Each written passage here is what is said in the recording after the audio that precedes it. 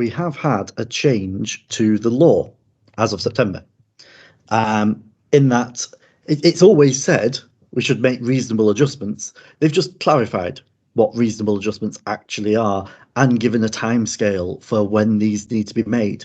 So anybody now has the ability to make a request for a more accessible version of a document, and then you have a reasonable timescale in which to provide that to them, which can be anywhere from like 2 weeks to 2 months, depending on what the document is. So it's really, really important that everything that we make, every single thing that we make, is accessible. Thanks, Ross, for that one. Yeah, PBAR 2018. It just didn't come into force until this year. And education sector also had a little bit of time to catch up on it.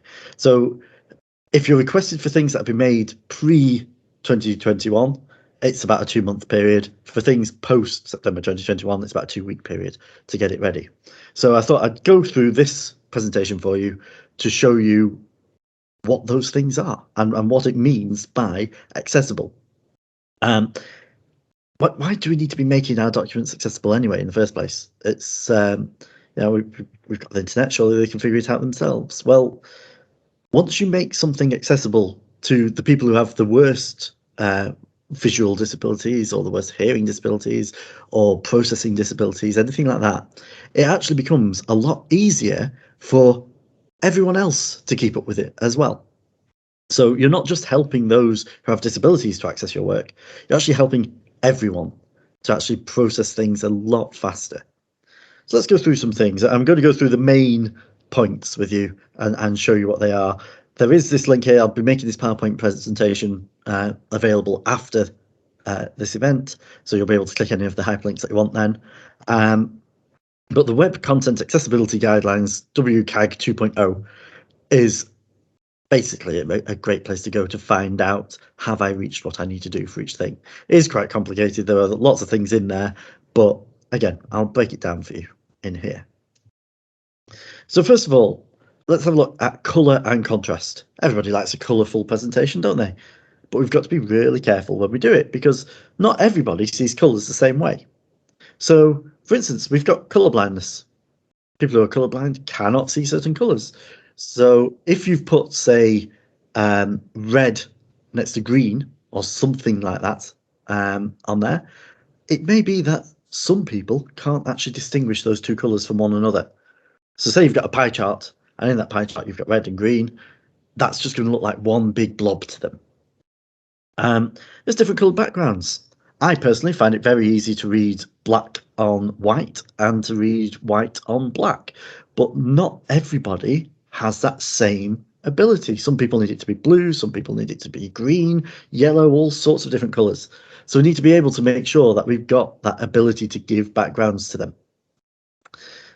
Different brightnesses can affect things. Have you ever tried looking at your phone when it's incredibly bright sunny outside during our nice sunshiny time that we've just had, which I hate? I want it to be winter again. It needs to be cold. You could see hardly anything on your phone screen sometimes because the brightness wasn't there. And some people's phones are old, so they don't actually have the ability to have the brightness turned up for you to figure it out. And we've also got things like old and broken monitors there as well, which will be processing colours in a completely different way. Deborah's just said that her uncle had a dark green face mask and he thought it was a bright red or orange one because he's got colour blindness. So it's really important that we factor these sorts of things in when we're creating our content. So I'm going to just work through some colour contrast stuff for you and some emphasising things. So when we're emphasising things, a lot of people, their first thing is to go, oh, right, this is important. I'm going to make it red, or I'm going to make it whatever colour just to make it stand out. Not everybody can parse colours. So for some people, it may seem like it's still all black and there's no actual difference there to it at all. So when we're wanting to emphasize text, we need to be using bold, italics, and underline. You can still use your colour, but use bold, italics, and underline as well. Now, in general, when we come down to screen readers, bold is what we're wanting to use for it, because that actually, the HTML text for that is strong. That's what it puts it in. It puts it in little brackets saying strong on that one because it's something important. It's something that you need to read now. Italics tends to be for quotes for a similar reason. So using those sorts of things, really, really important. You can still use colour, just use it in conjunction with these things. What about for graphical emphasis? Well, there's various things that you can do, and these pictures show it really clearly to somebody who isn't colourblind what it actually looks like. So on this top one, we've got poor, and this has come from a website called cruxcollaborative.com. It's written at the bottom, really useful view at what colour blindness actually does for people. Well worth looking at that at some point. But here's one where, to somebody who's not colourblind, we can see this one up here nice and easily. To somebody who is colourblind, however, notice how we've lost all these little segments. They've all merged together into one. So instantly that pie chart's become useless. It's no longer showing us anything. The better way to do it, and I'll just do that for a second to make sure that you can definitely see it. Adding labels in makes all the difference, and putting dividers in as well. Now you've not got this block look anymore. It's clear that these are distinguished, and also because they've got labels on, you know what they're referring to as well without having to rely on colour. And some suggested things that we could use for it: instead of colour, use patterns. Get labels inside or outside. Use just one colour and vary the brightness of it, because that doesn't matter then if they can't tell whether it's green or red or whatever. It's all just different shades of the same colour. And for that same thing, we can use grayscale as well for it. So a few different things that you can use for there, and particularly when you're building things in Office tools, the ability to add these labels like this is very simple. You can just click buttons to make them come up.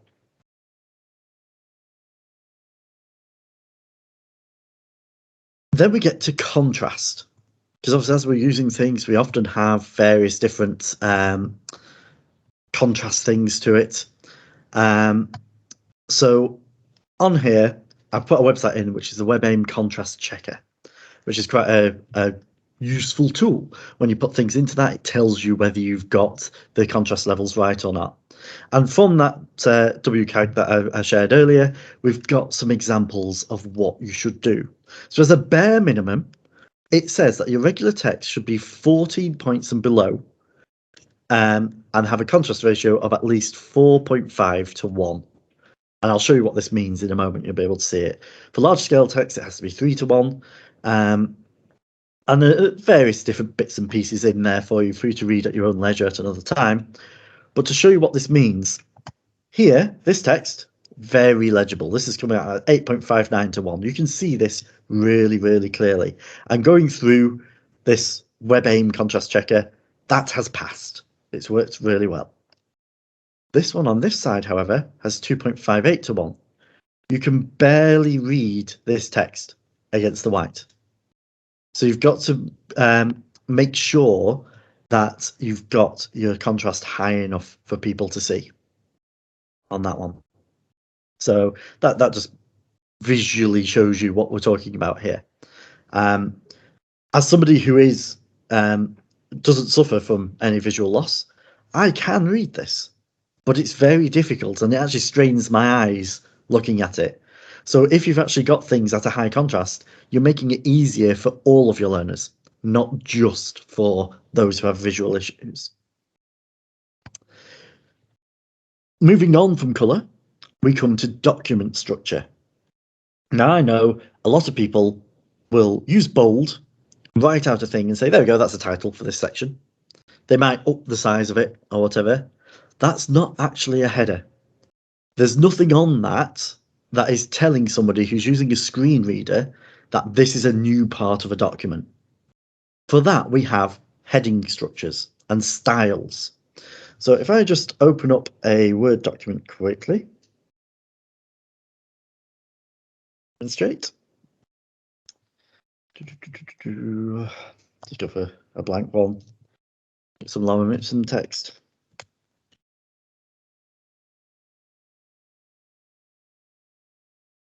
Bear with me for 1 second.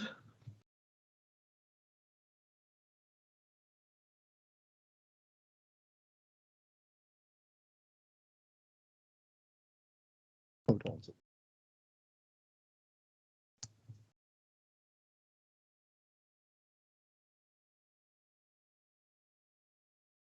Always good when it comes out in a silly way. We just want the text, please. There we go.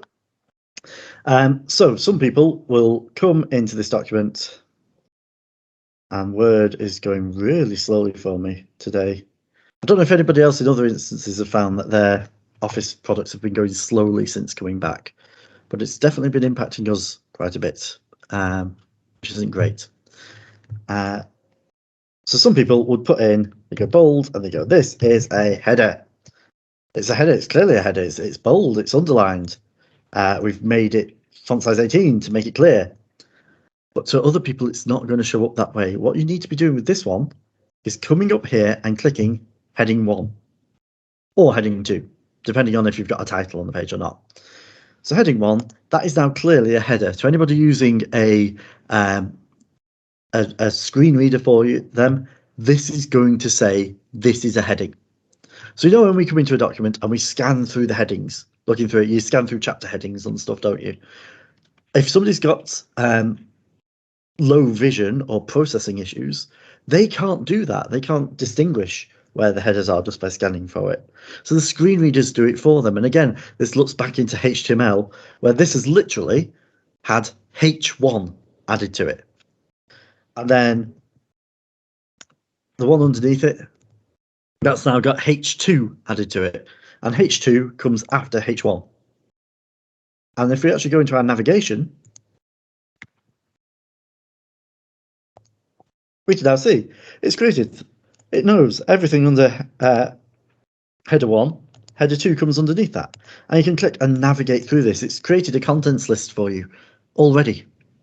So something really, really useful to use. And we should all be using this. It's considerably faster as well than going through and using bold and underline to try and make it look like headers for you.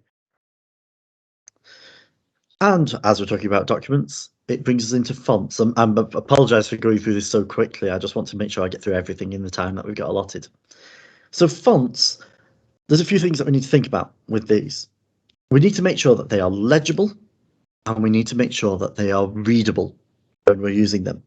So when we talk about legibility, we're talking about the ability to tell the difference between letters. So every letter should have, well, not just letter, but symbol. The official term is glyph. Every glyph should have its own shape. Every glyph should have its own orientation, ideally. And the weight of it, so how solid the lines are that make it up, shouldn't be too light or too heavy. With readability, the font size needs to be large enough. The line spacing needs to be sufficient. There has to be a difference between upper and lower case, so you can tell the difference between the two of them. And also, when you're looking at line length, column widths, you don't want it to be too long, and you don't want it to be too short.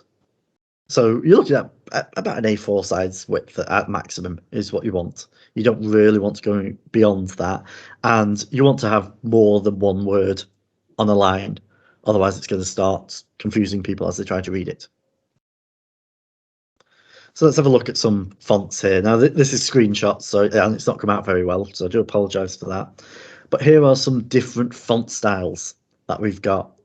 And you can see they get increasingly easier to read from the top going down. So we've got Blackadder, Volume Display Heavy, going down to Calibri. Now, Calibri is the new basic text that all Office applications use. It'll always be in Calibri for you as its default. So it's much, much better. Tamsin has just written about the navigation pane. And specifically, once you've got that navigation pane in, you can actually grab bits and drag it to move an entire section to a different part of the document. And Word will renumber it automatically for you.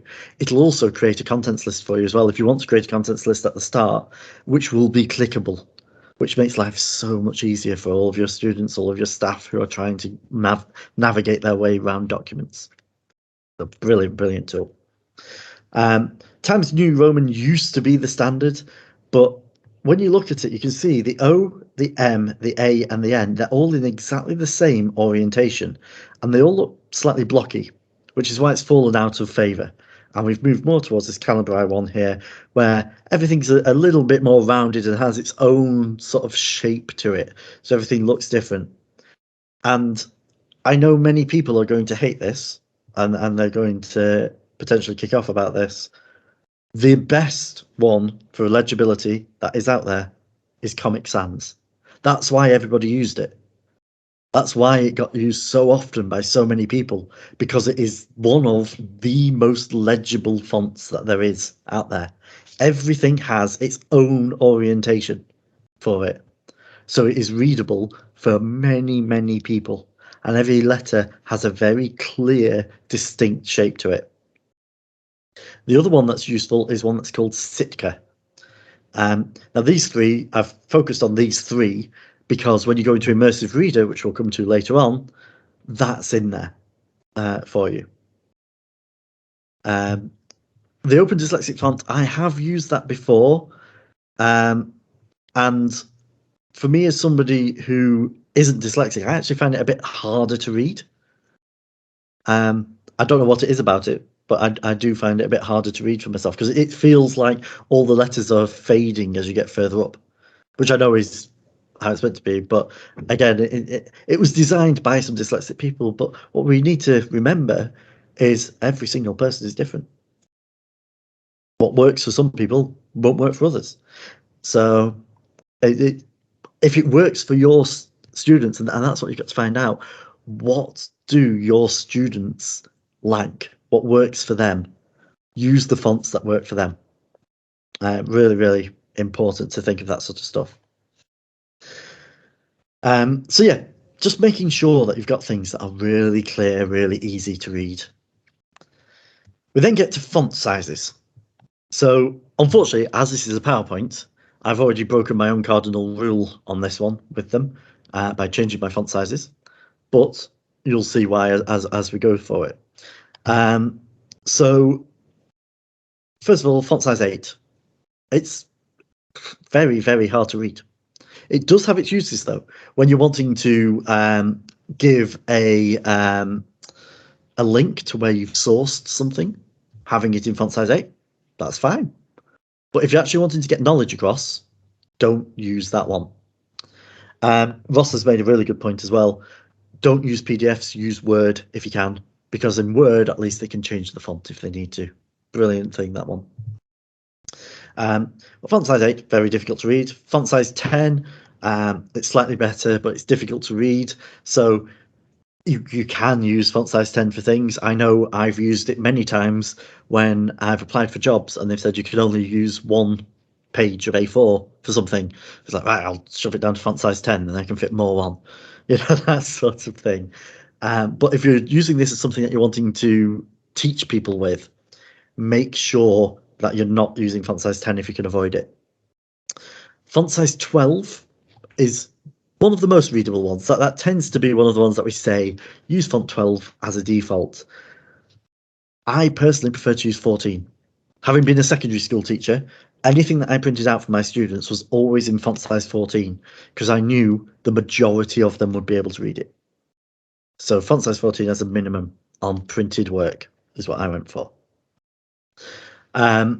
Finally, we've got font size 18, which is much bigger. It should only really be used in headings. It's larger text for those with low level vision, low level vision, but it can be jarring for other people who don't have low level vision. It can be difficult to follow, and the text ends up covering too much space overall.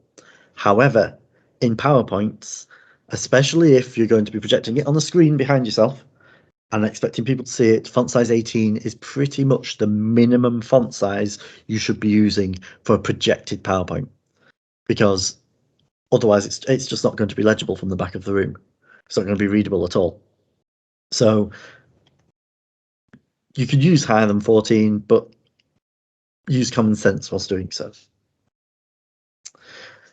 We then get onto paragraphs and line spacing, and I've got a couple of, a few instances of different line spacings for that.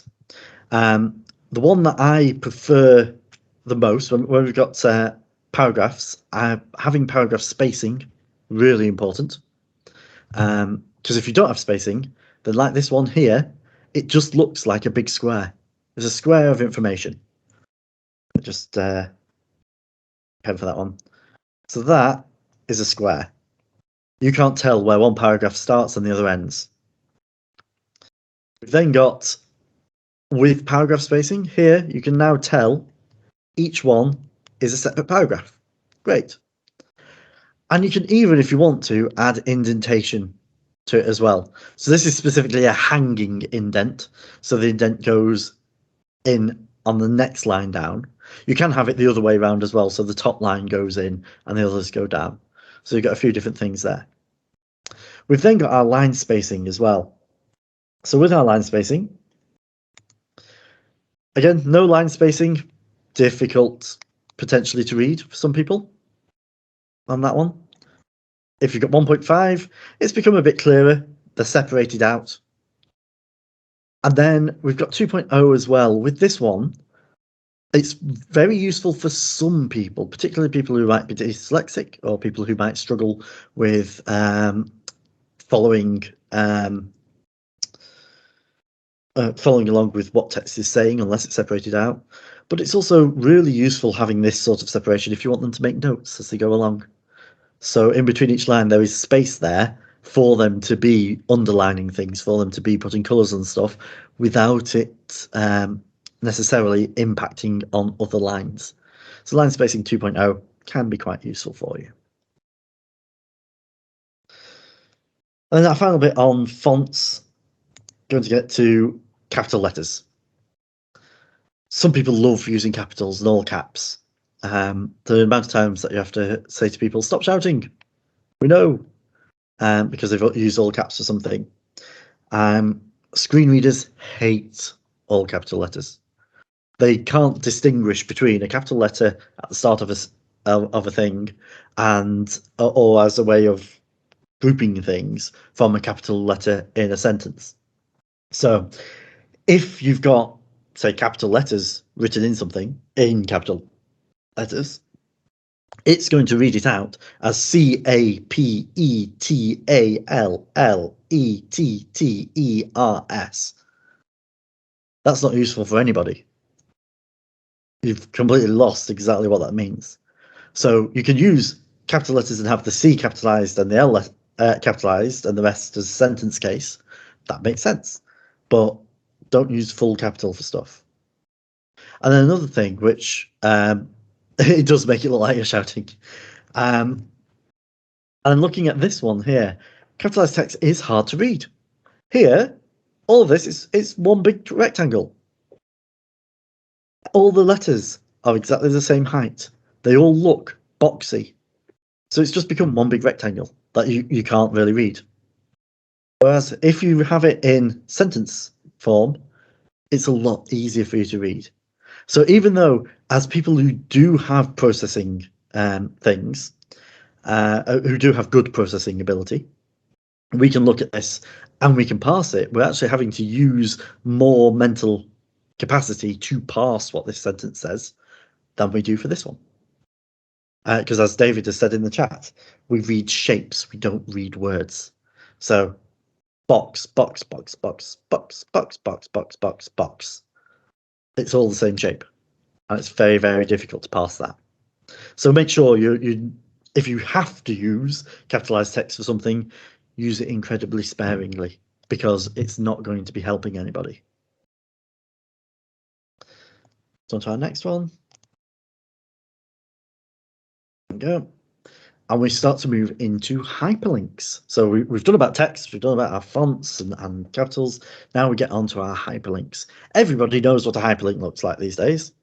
We know that if we're reading something and then we come across something that's a distinctly different colour and is underlined, it's a hyperlink. So we need to be really clear with what we're using for it. When we're writing in a hyperlink, so going back into my Word document, And just let's change the view so we've got our page width. There we go. You can see it a bit better. I want to put a hyperlink in here.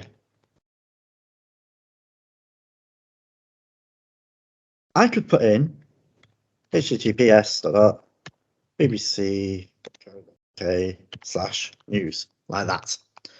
That's not a hyperlink at the moment. So it's not going to work for one. So I need to make it a hyperlink, and I can press Control and K, and then it's automatically done it for it. It's picked up. That's a web address. That's a web address. I can click OK, and it creates a hyperlink for us. Now, I found my Word has started doing this quite frequently as well. No idea why. Somebody sent me a document that was set up this way. I keep having to go into my options and changing it. Where are we? It's under advanced. Bear with me. Once I find it.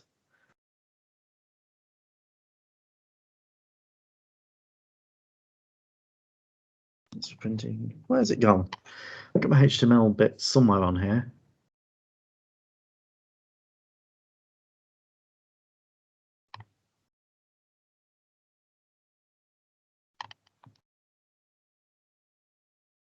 Nope, can't find it. That's always fun, isn't it? I will use something different to show this to you then. Is it? There you go. That's the one. There.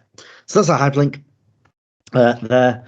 That's useful to those of us who can read that because we can see what it means, and we know it's going to bbc.co.uk/news. The screen reader would read it out as https://bbc.co.uk/news because it can't distinguish it as a word. So that's not good enough. We need to make sure it's telling us where it's going. So I'm going to press Control and K on it again, and I'm going to change the text to display to say BBC News. That is a much better hyperlink. Our screen readers will now know that's two words, and it'll read it out to us. It'll say BBC News for us, and they will click that and know it, and know where it's going. For those of us who, again, are visually able, we now know that's going to take us to BBC News. We don't need to read the web address and understand what it means. So, for instance, this particular chat that we're in at the moment, as a hyperlink, would look like that. And you can't parse what that means. That's something for computers to read. That's not something for us to read. So again, let's highlight it all up. Let's turn it into a hyperlink, and let's call it accessibility for all thread. Now it's really easy to see where that's going to. We keep them concise and we keep them descriptive. What they'd say for this one, it should just say here. And in the sentence around it, they'd have the context going in there for them. The problem with that is for a screen reader, the screen reader is going to pull out all the hyperlinks in a list like this. And could you imagine a document where every hyperlink in it has been put as click here? Suddenly you're going to have a huge list that just says here, here, here, here, here, here, here, here. Where's here? What's it actually taking them to? So it's much, much better to write in exactly what the link is. Otherwise, it's not going to work. So that's really, really important. And I think this is going to be one of the things that gets picked up the most by this new change in the Discriminatory Act, because that is a major thing, and so many people keep putting here or click here, and it's just getting it through that no, don't click here, put the name of what you're taking it to. And then you can change the entire sentence as well. So instead of having to write out, click here to find the accessibility for all thread, just have it as accessibility for all thread. So yeah, really, really important.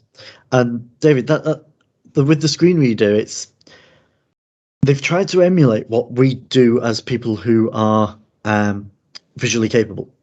So we'd look at a document, wouldn't we? And we can go down through all of these, and we can pull out, oh, there's a hyperlink there, there's a hyperlink there, there's a hyperlink there. So we can do that. Then What we can then do is look at what's around it to figure out the context. So when it says click here, we can figure out the context. But the screen reader creates the list and doesn't give that context. So it does a lot, but it can't quite do everything. And obviously keeping it descriptive, BBC News instead of news. So you know it's taking you to BBC News, because news could be taking you to any news website. You want to be descriptive as to where it's going. Then we come to some more unique use cases of hyperlinks. This sort of bucks the trend a little bit with emails. You need to make sure that an email is clearly an email. So when somebody clicks it, if somebody clicks Blackpool on the Fylde College info, they think they're going to get taken to a website that is called Blackpool on the Fylde College information. They don't necessarily think they're going to go to an email address to send an email. Whereas if they're clicking something that clearly has an @ in it, it's clearly an email address. So we need to keep email addresses clear on that. And also, when you're trying to make a link to an email address, you add mail to ...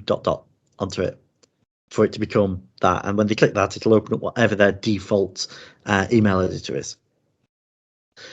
The other thing that we've got on there are files. Now, this is partially an accessibility thing. This is partially a people are using their phones more and more often and may have limited data on there. So you should always say what it is that they're going to be downloading and how big it is that they're going to be downloading. So then they're aware before they click on a link that they're going to get something. So they could be using a screen reader, and that should be able to handle a PDF, but it might not be able to handle other document types. So if it says PDF, they know they can see it. If it doesn't say PDF, then they know they can't see it. So there's no point in downloading it. And 5 megabytes, they know it's going to be 5 megabytes that they're going to be downloading by clicking this link.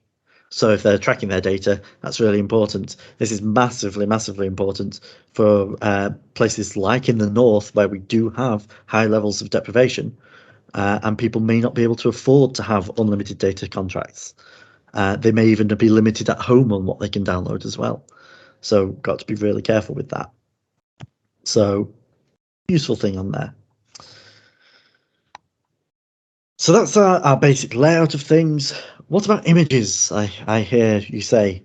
Well, for that, we need to be using a thing called alt text. So when you're using alt text, when you've got a picture in, we can see it. Or a visual, we're able to see. Again, I'm making a big assumption there. I can see it rather than we can see it. I can see it. So I know what it says. I know what it is. I know what that image is. Somebody who cannot either parse information in that way or has visual impairments of some variety cannot see it. So the screen reader needs to have something in it that can tell them what that image is. So I've actually been quite bad with some of my alt texts on this, because really you should limit it to 1 to 2 sentences if you can, and then have a description somewhere else in the document of what that is. So say you've got a graph, what you could do is say in your alt text, a graph of, and then whatever it is against whatever, showing that this is at the bottom, this is at the top, that sort of thing for them. And then in your text underneath, you'd then describe what it was showing. As you can see in this graph, it is doing X, Y, Z, that sort of thing. Then at least they've got that description of what the graph is saying to them. For pictures, make sure that you put things in on there as well.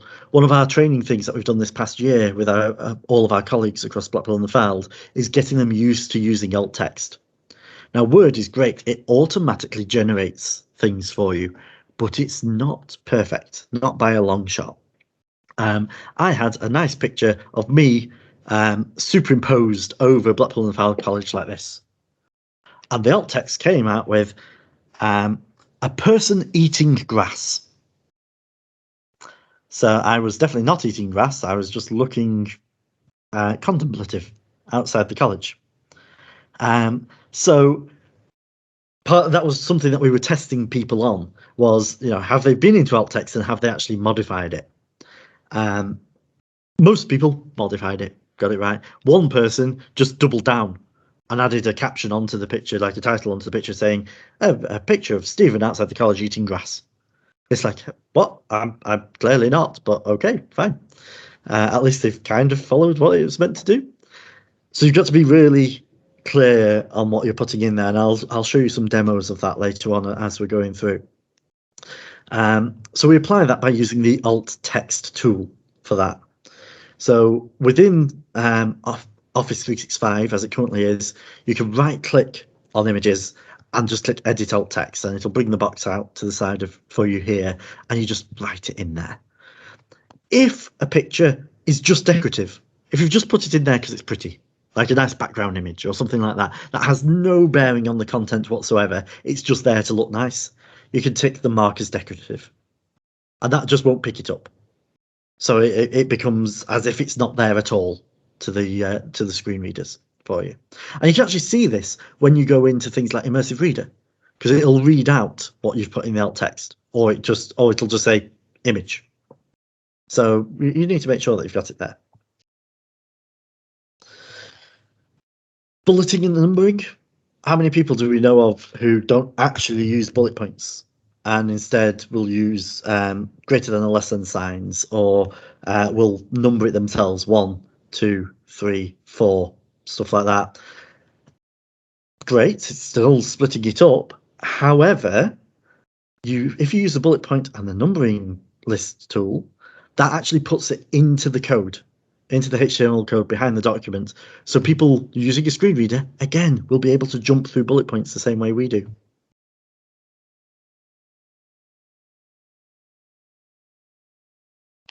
Screen's just gone funny on my end then. That was very strange.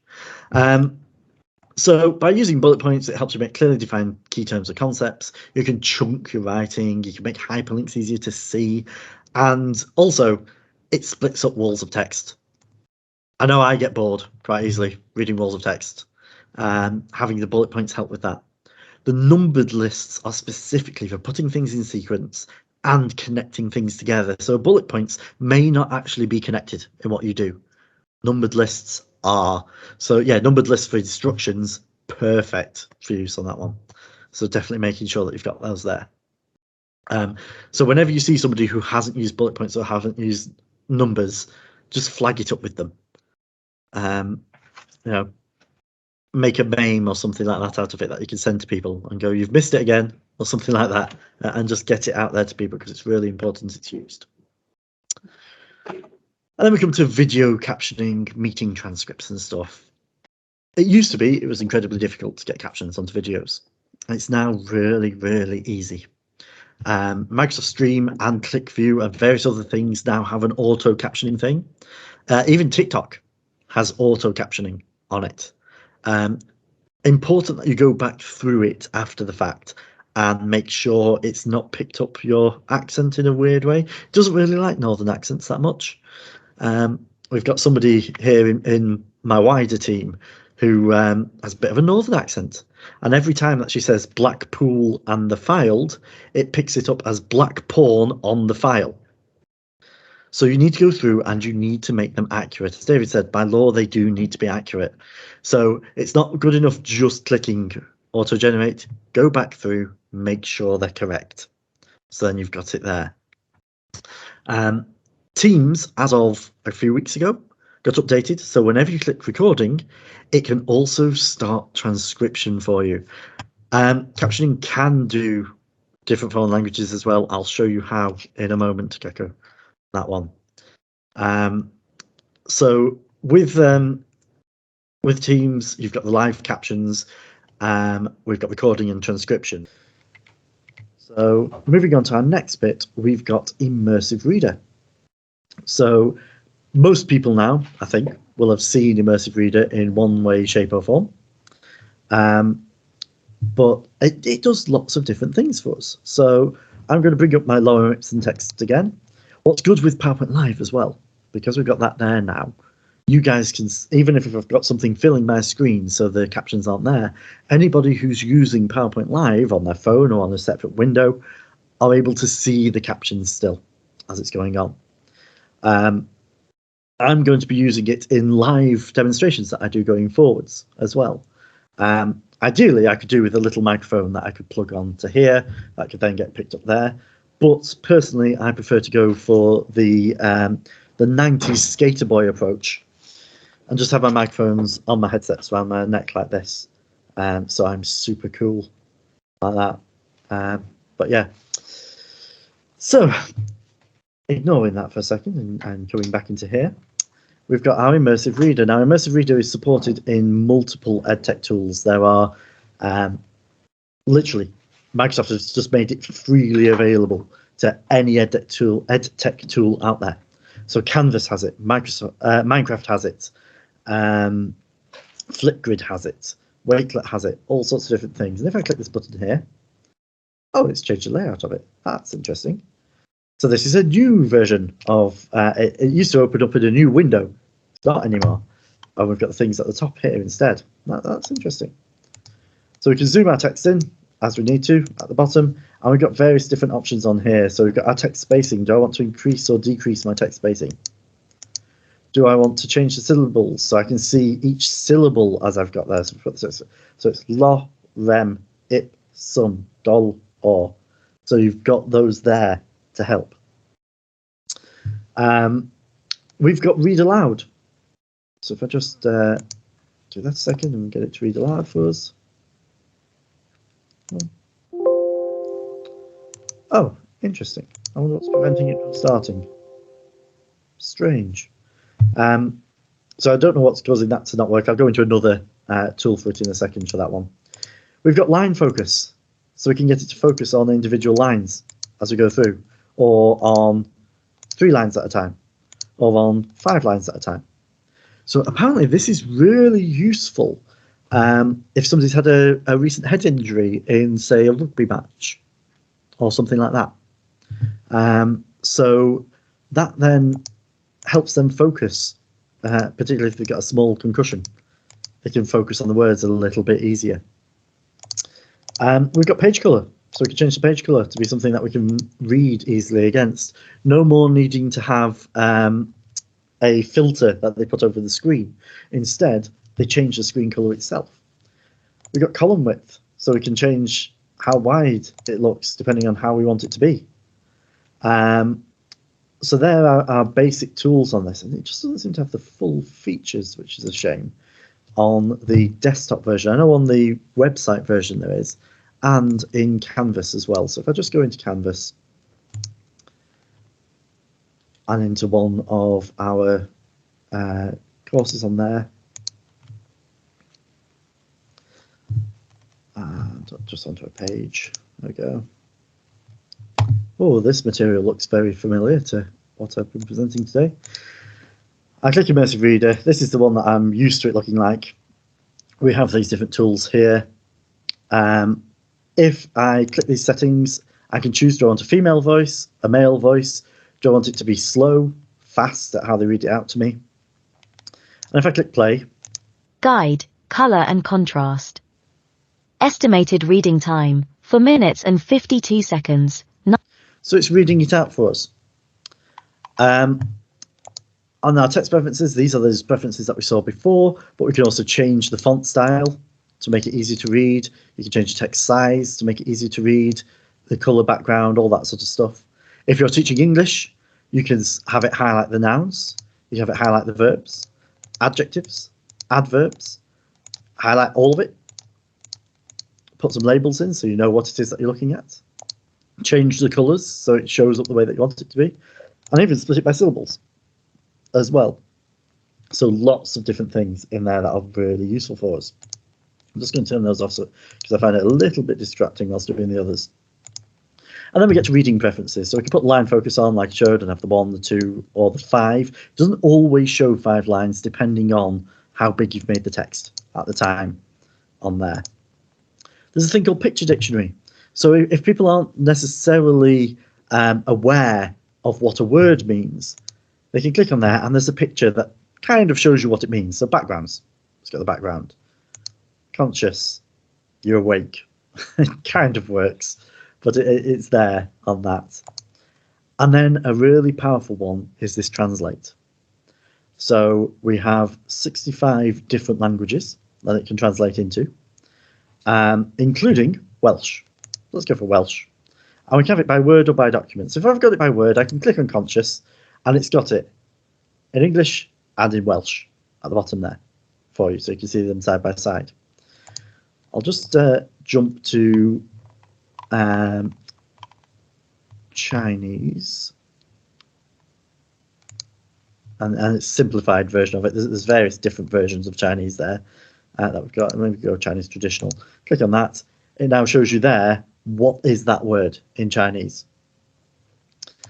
But you can also do the entire document for it as well.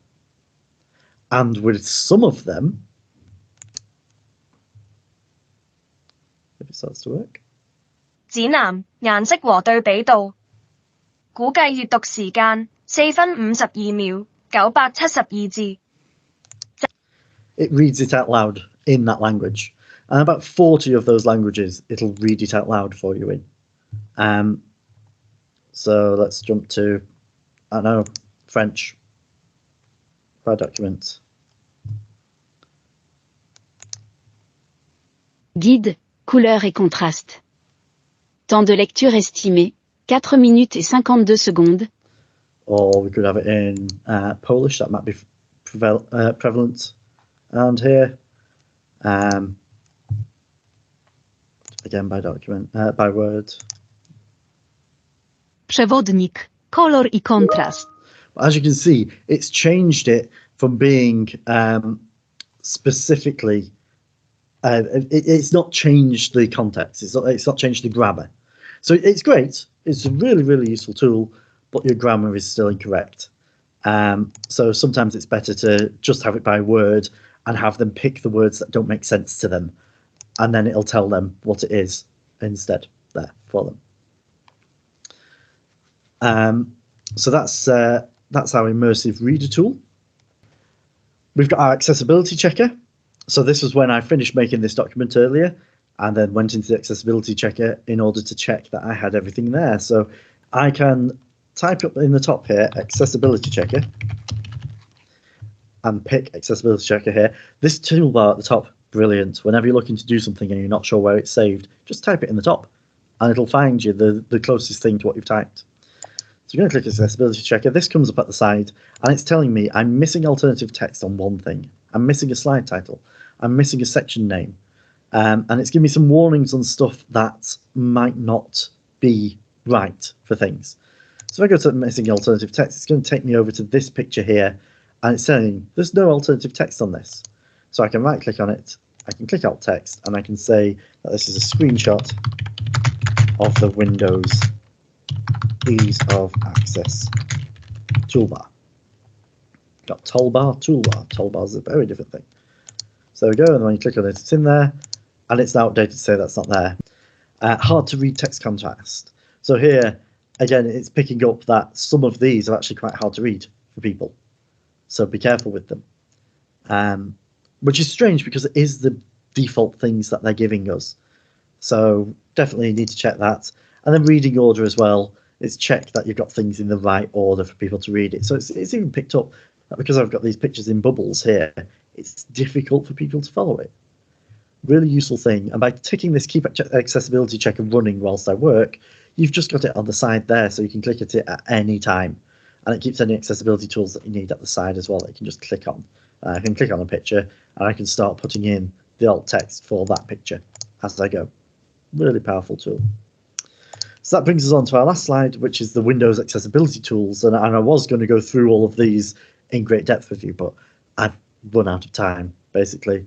But there are a lot of tools built in to Windows that you can use. So if I just, no, that wasn't it, I've gone down to my desktop.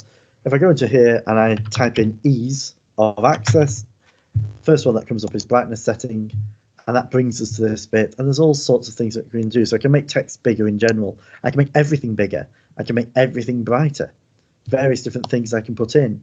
I can change my mouse pointer. This is particularly useful even if you've not got people who can't follow it. Just for yourself when you're giving presentations. Make your pointer bigger, clearer that you're clicking on things. Change the colour of it so it stands out as you're clicking on things. So you've got these different tools for how you can do it. We've got text cursor, same sort of thing. Do you want to have a different coloured text cursor? There's a magnifier, so you can magnify things, and you can set it to default come on when you press Windows key and plus to magnify things. We've got colour filters that we can place on. We've got high contrast that we can place on, and this just goes automatic across everything that you open. We've got a narrator tool, which is able to read what's on your screen. It's a bit fiddly, but you can get used to it eventually, once you've got used to doing it all. For things with hearing, change the volumes, show audio alerts visually rather than audibly. Automatically put closed captions on for anything that you're looking at, and it'll automatically put it on for you. You can even turn on speech, type by speech. You can sort out on-screen keyboard, sticky keys, toggle keys, filter keys. You can change your mouse to be controlled with the keypad. And if you have the facility to do it, you can control your pointer with your eyes. But you need the actual specific tools for that, for it to be able to work.